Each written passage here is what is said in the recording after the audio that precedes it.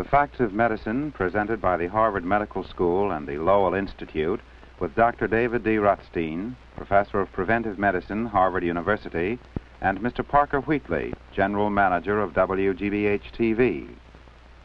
The Facts of Medicine is made possible by a grant in aid from the John Hancock Mutual Life Insurance Company and produced in the studios of WGBH-TV, Boston. Dr. Rutstein, why is overweight such a concern? Well, there are many reasons for this, Mr. Wheatley.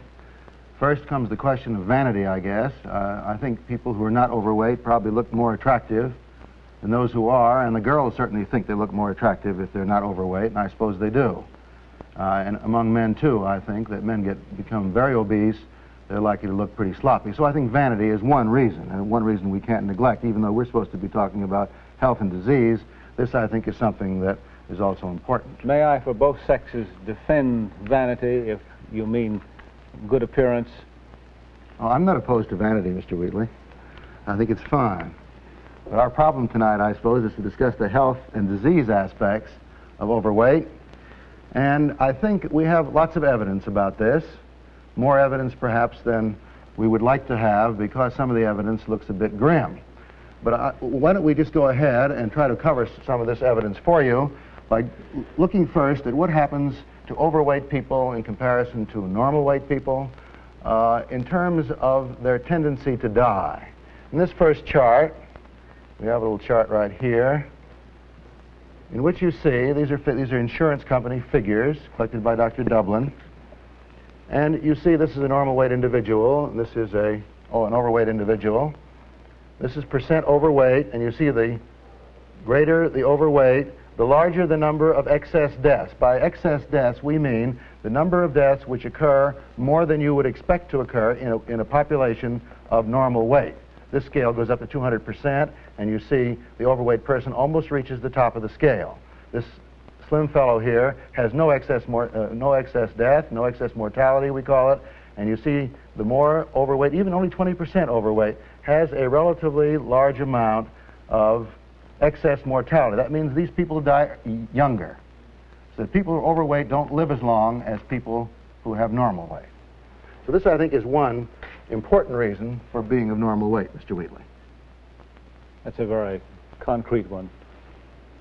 Now, there are reasons why people die if they're overweight. That is, there are diseases which occur more commonly in people who are overweight than those who are of normal weight. Now, for instance, diabetes, and this is the biggest difference.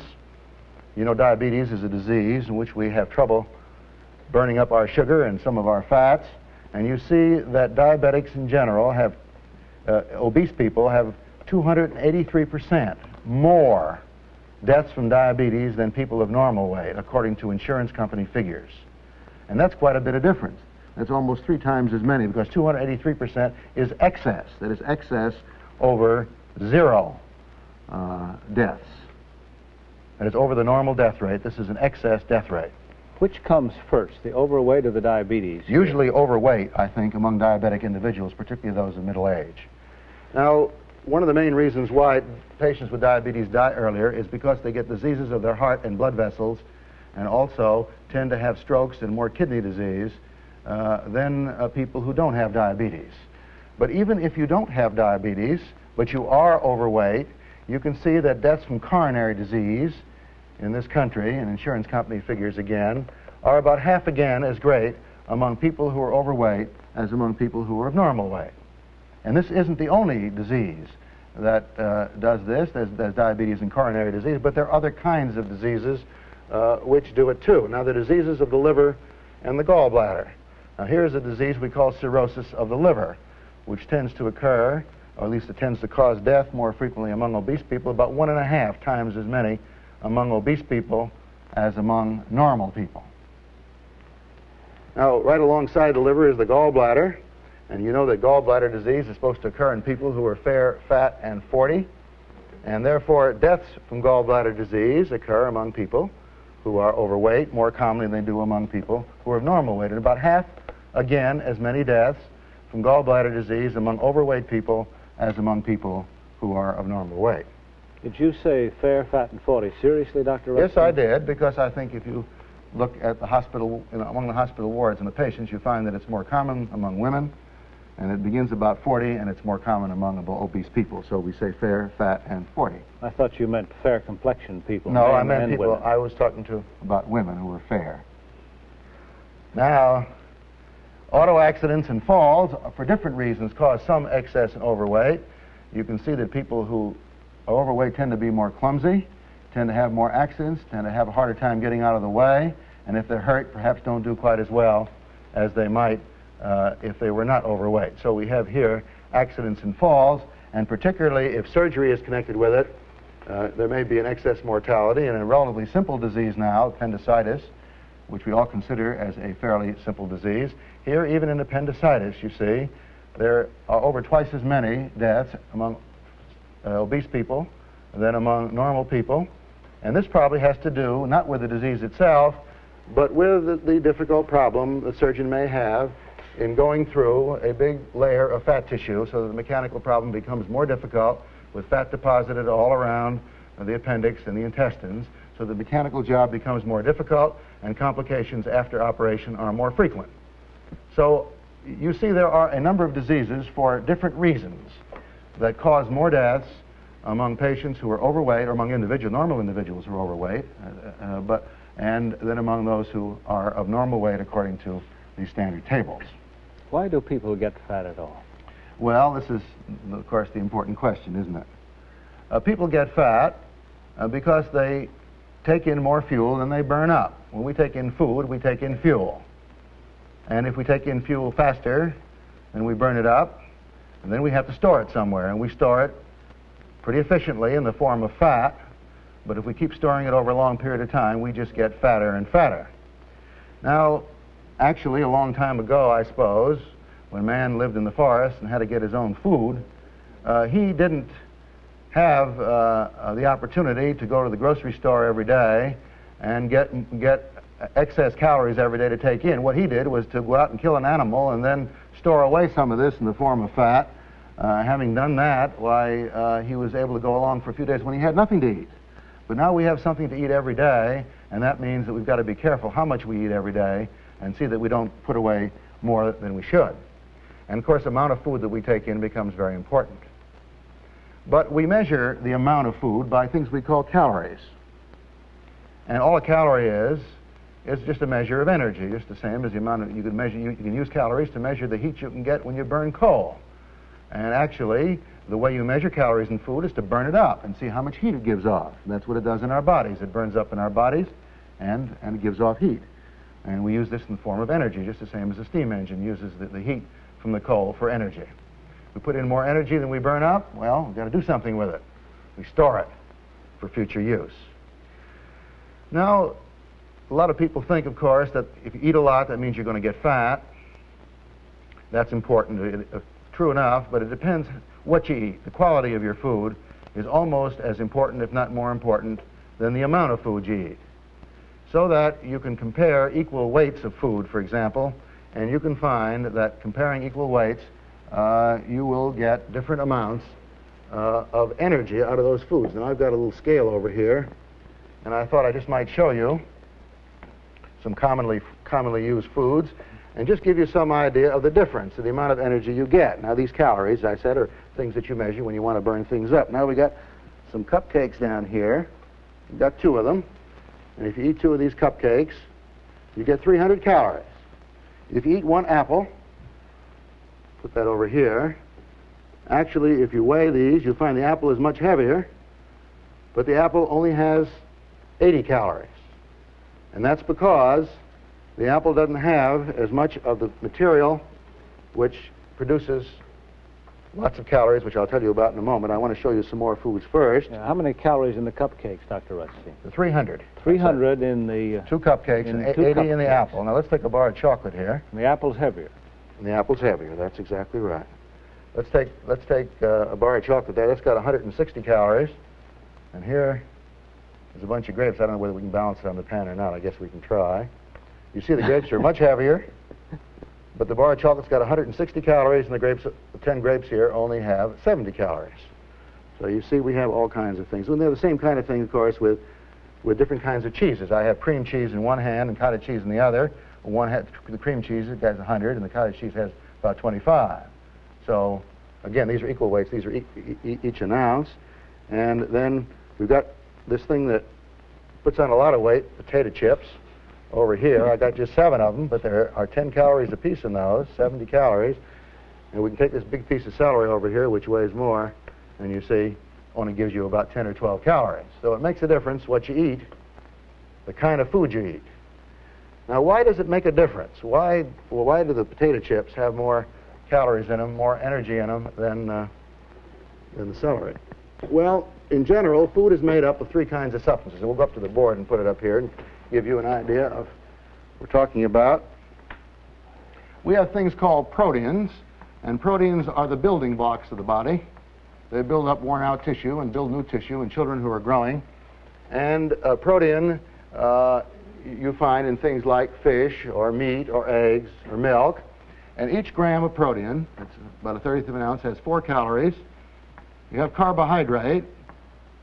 This is the stuff that you have in your bread and your starches and so on. That also has 4 calories, but these calories we call empty calories. That is, these 4 calories, you get just energy, and you don't get building block material as you do in the proteins, and you don't get any vitamins as you do in the proteins or as you might do in vegetables or other things. Now, then we have fats, and this is the way we store our food, and this is the most efficient because each gram of fat has 9 calories. Well, obviously, if you eat the same weight of fat as you do of protein, you're automatically going to get twice as many calories in each gram, and those potato chips have fat in them, and the cream cheese has got fat in it, and the candy bar, the chocolate in the candy bar has got some fat in it, and so it all adds up. Dr. Rutstein, can the larger mass of the apple and the celery be as satisfying or more satisfying to hunger pangs than the smaller amounts of food with the more calories? This is a personal question, I think. It depends what you like, I guess. But I suppose you could learn to like it. Well, people talk about I have an empty stomach. That's right. Well, you can fill it up with things that have a lot of bulk in them, that don't have any calories at all, actually. You can get fibrous material in many things. That apple, for instance, got a lot of fibrous material in it. Green vegetables have a lot of fibrous material in it, stuff that comes in and isn't digested at all, something that we take in and we just pass it out. Well, so much, I think, for the background of this, except to point out one other thing, and that is if you take exercise, obviously you burn up more food, and the efficiency with which you do things also depends on how much energy you need. Some people do things without moving very much when they do it. And if you watch people who are on the overweight side, you find they move as sort of a minimum as they go around and do things. And because they move a minimum, that means that they don't use up very much energy.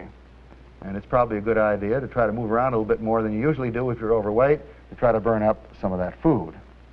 Of course, the efficiency at which you do it, so certain people's bodies seem to handle food a little differently than others.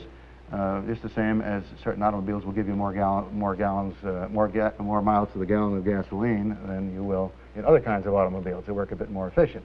And if you're fortunate enough to have an efficient machine, you've got to be a little bit more careful as to how much you take in. Well, now, what happens if you aren't fat and if you don't gain weight, or if you are fat and you lose weight? Well, let's take a first look at what your chances are, your chances of living at certain ages in the United States, depending on whether you're a male or a female. And you look at this chart here, you can see that at various ages, the females always have more life expectancy than the males do. Down there. At least in our time. In our time, yes, certainly in our society. But you see, even people 60 years of age have a life expectancy of almost 20 years, you see. Even the males do. The females have a little more. And so our life expectancy is really pretty good if we're of normal weight. But if we take on excess weight, and if we weigh more, we are likely, as already pointed out to you, to die of many other diseases, many of the diseases, more likely to get those diseases and die of them than if we're of normal weight, so that it's a good idea not to be overweight. But the real question is, if you are overweight and you lose weight, does that mean that you're going to live longer? I think this is what everybody wants to know. You mean you'll gain back the loss you might otherwise have had in the years of life? That's right. Well, we don't know that you do, frankly. We have no facts to back up that statement at all. There have been a lot of statements made all over the place, pretty carelessly, that if you get back to normal weight, you're going to live longer, but we really don't know that that's true. We really don't have any evidence about it, and it's very difficult to get that kind of evidence. I don't think we'll get it. You'd have to take a bunch of people about 40 years of age and reduce about half of them and watch both of them for about 40 years, and this is something we can't find out. But we got some hunches about it, some hints. First place, we know that if people are sick and they have heart disease, we know if they can lose weight, they can move around better, they have less weight to carry around, they're less short of breath, they have fewer symptoms. We know we can improve people who are sick if you reduce their weight. I think it's just as reasonable to believe that if you have a normal cardiovascular system, that is your heart and blood vessels, or if it's on borderline situation, that if you have 20 or 40 less pounds to lug around with you, I assume that probably you can do it a lot better with less strain on your body. This is a guess. There's no evidence about this. We know about surgery. We've already talked about the appendicitis. We know that in case of surgery, the surgeon has a more difficult time, and therefore the chances are better for the person who has normal weight. We know that people who are overweight have more trouble with their joints. We know that particularly their knees, can't getting around. And certainly as far as their joints are concerned, as far as their health is concerned, their ability to move around, it's better to be of normal weight than to be overweight. So that I think this burden that overweight people carry around, which they can't put down now, every place they go, if they got 20 extra pounds, that goes with them every place they go. They can't just put it down. You have a bundle in your hand that weighs 20 pounds, you can put it down, but you can't do it if you are overweight. The only way to put it down is to get rid of it. So it would seem reasonable to me. I say reasonable, no facts, but reasonable, guess, that you do better if you have less weight. Can we prevent this weight in the first place? Well, I think we can, particularly during childhood. Now, babies tend to be fat, and healthy babies tend to be on the fat side. We don't worry about that. And children that are 9 or 10, 9, 11, particularly boys, Gazelle has shown recently that those boys tend to be sort of fat, which they tend to lose as they start to grow in their early teens. These things are things that can be handled. But it's during adolescence where much can be done, because there, of course, adolescents eat almost everything in sight all the time, and they need a lot of stuff because they're growing rapidly, and they need a lot of food, a lot of building blocks in the form of protein, and they need carbohydrate for energy, and they need fat, and so on. But there is a limit to it, and if they start to become overweight with all this, then it's important that the individual be kept under control. So preventing overweight, I think, is the most important thing that can be done. Now, if you're already overweight and you're an adult, of course, the thing you want is a shortcut. Everybody wants a shortcut. And so they look up the ads, and they try to find out what kind of pills they can get that'll make them lose weight without having to do any work about it, or without having to go on a diet. Well, this is a snare and a delusion from beginning to end. There are all kinds of pills that are recommended. I've got some thyroid pills here. These are commonly used, should never be used except on a doctor's prescription and except under very careful supervision, and should never be used at all, probably, unless you've got something wrong so that your thyroid isn't working well enough. There are a lot of patent medicines, most of which are quite important. They contain various things. They contain vitamins. They contain sort of sweet things that are supposed to spoil your appetite. They contain bulky things.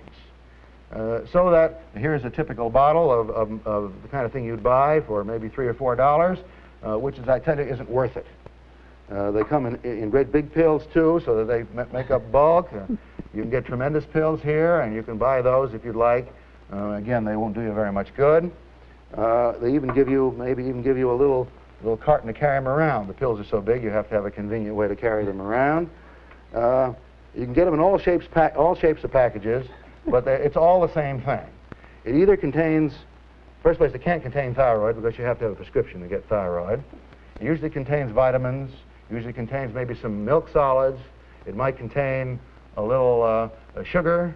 It might contain some stuff we call dexedrine, which I think you have to have a prescription for that too in most states. They come in little capsules sometimes, dexedrine does. It's supposed to take your appetite away. Well, in some people maybe they do. But there's only one sure way of losing weight, and that's to take in less than you put out. And this, I think, is the important thing. And when you do it, you've got to do it so that you eat a balanced diet while you're reducing in weight. Now, what do I mean by a balanced diet? Well, you need certain things to keep you healthy. You have to have protein, as I told you already, for your building blocks. And if you take in protein, particular animal protein, you'll get in almost all the B vitamins you need.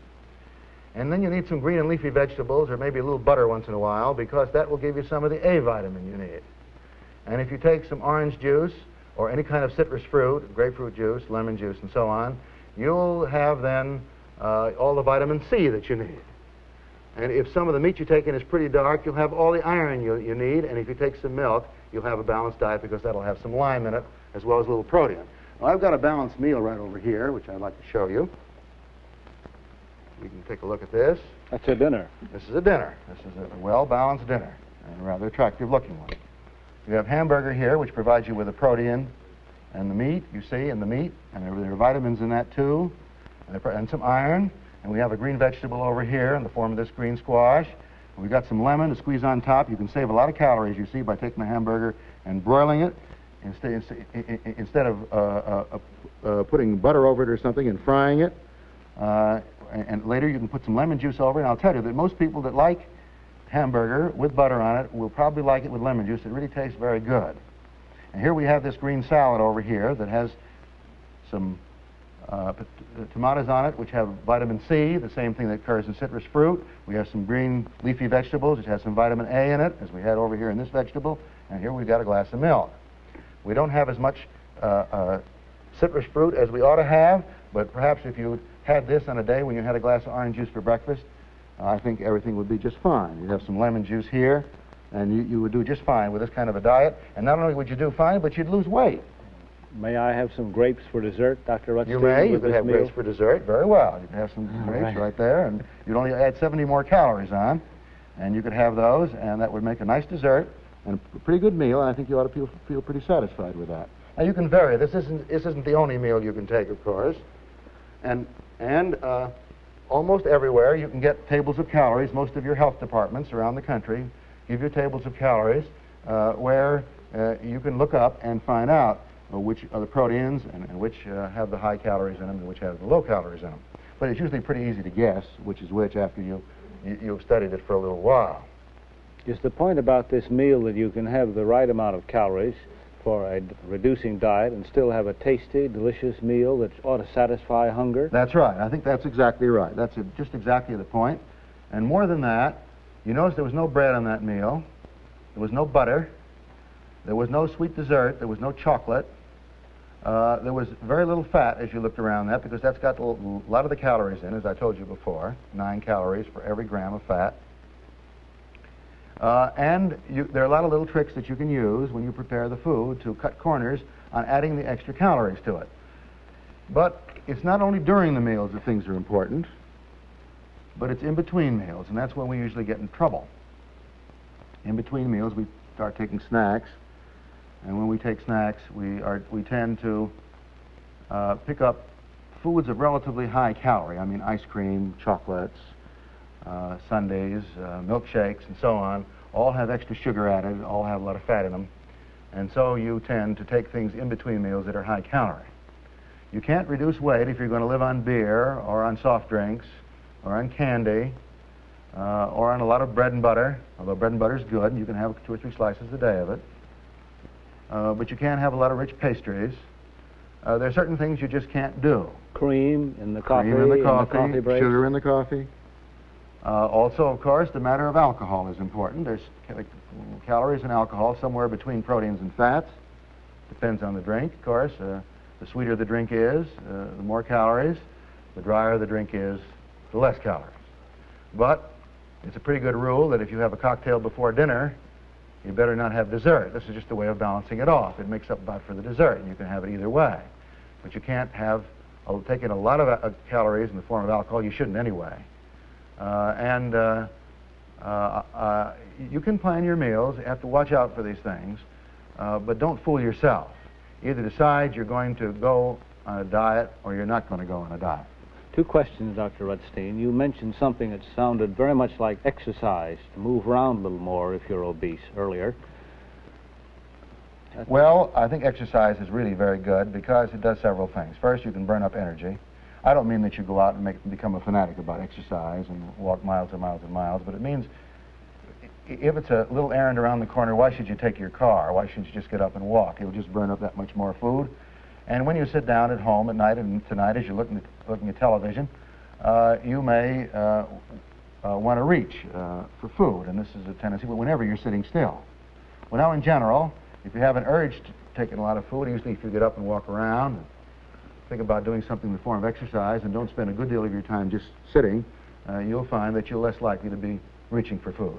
Now there's some tricks I think I ought to teach you about before we finish. First, I think you mustn't fool yourself. You must keep a diary. You don't really know how much you eat every day. And you'll be surprised how much you do eat if you write it all down. I've got a little notebook right here. You can do it in a very simple way. And if you have one of those tables of calories, what you can do is to list what you have for breakfast, what you have between meals, what you have for dinner. And this makes it very simple. At the end of the day, you can add it up. If you're over 1,400 calories at the end of the day and you're trying to lose weight, you can be sure you're not going to lose very much weight on that unless you're doing a lot of exercise. Now, I noticed looking over this list that we've got a candy bar here with 275 calories between meals. We can mark that out. We have a brownie, which was added on. We made up a calorie list, the same as over here in that meal you just saw. And if you take the brownie off, we take off 140 calories. We didn't have a brownie on that meal, but if you added a brownie to it, you'd have 140 more calories to worry about. So it's those things that are important. If you keep a diary, you'll know from day to day whether you're really taking in less food or not. And the only way you can be sure you're going to take in the right amount of food is to keep a diary and really keep a check on yourself. It means you ought to take in small helpings. Deliberately have the helpings on the small side. It means that you chew your food slowly. Really chew it slowly. It'll last longer. If you watch people who are obese, they usually gulp their food very rapidly. Chewing it more slowly will give you more pleasure out of the same amount of food. No double helpings. We've talked about the snacks between meals, which really have to be avoided like the plague if you want to lose weight. And the matter of exercise also becomes important. But this all means that you've got to have cooperation in your family. One person in the family can't reduce while everybody else is eating everything in sight. You've really got to have the family agree that they're going to have a certain diet for the whole family. This is the way it'll work. And finally, I'd like to make one very important point. I've told you now about the harmful effects of overweight. I've told you I wasn't sure in terms of facts whether you would lengthen your life, but did show that you'd have a pleasanter life if you weren't overweight. I showed you how you could prevent children from becoming overweight and how you can reduce if you are overweight. But you've got to make this decision yourself. This is a personal decision for you to make. It's not for me to tell you that you must lose weight. In our country, we have the right to make our own decisions, and you can make your decision about this just the same as you do about lots of other things. Mr. Wheatley, I think that does it. Thank you very much, Dr. Rutstein, for what you've told us about overweight. The Facts of Medicine has been presented by the Harvard Medical School and the Lowell Institute with Dr. David D. Rutstein, Professor of Preventive Medicine, Harvard University, and Mr. Parker Wheatley, General Manager of WGBH-TV. The Facts of Medicine is made possible by a grant and aid from the John Hancock Mutual Life Insurance Company, directed by Paul Rader and produced by Dr. Rutstein and Mr. Wheatley in the studios of WGBH-TV, Boston.